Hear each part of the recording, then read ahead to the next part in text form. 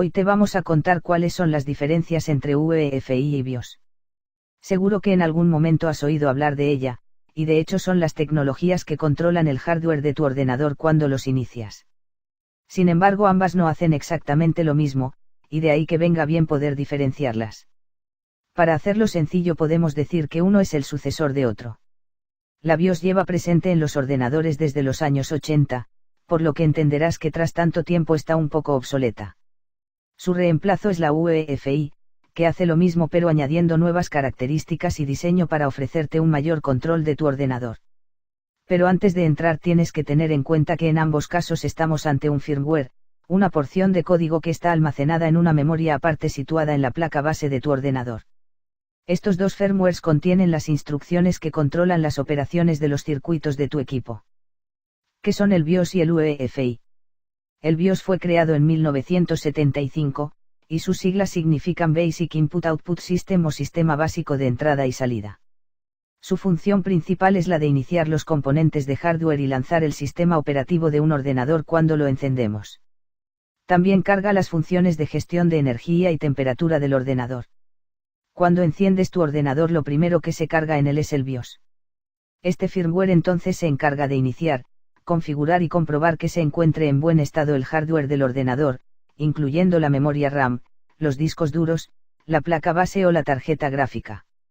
Cuando termina selecciona el dispositivo de arranque, disco duro, CD, USB, etc., y procede a iniciar el sistema operativo, y le cede a él el control de tu ordenador. La interfaz de firmware extensible unificada o UEFI, y una FAI de extensible firmware interface, es el firmware sucesor, escrito en C, del BIOS. A mediados de la década pasada las empresas tecnológicas se dieron cuenta de que el BIOS estaba quedándose obsoleto, y 140 de ellas se unieron en la Fundación UEFI para renovarla y reemplazarla por un sistema más moderno. En esencia, todo lo que hemos dicho antes que hace el BIOS lo hace también la UEFI. Pero también tiene otras funciones adicionales y mejoras sustanciales, como una interfaz gráfica mucho más moderna, un sistema de inicio seguro, una mayor velocidad de arranque o el soporte para discos duros de más de 2 terabytes. Las diferencias de UEFI frente a BIOS. A continuación te dejamos una lista con las principales diferencias entre UEFI y BIOS. Se trata de las características que han añadido en la primera para que no se limite a sustituir a la segunda, sino para que también la mejore notablemente. La diferencia más notable para el usuario medio entre ambos firmwares está en el aspecto. El BIOS tiene un diseño muy MS2, y solo te puedes mover por él mediante el teclado.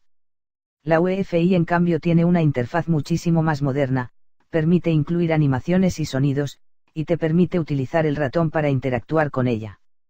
Debajo del capó, el código de UEFI se ejecuta en 32 o 64 bits, mientras que la BIOS suele hacerlo en 16 bits. Los sistemas con BIOS solo soportan hasta 4 particiones y discos duros de una capacidad máxima de 2,2 terabytes.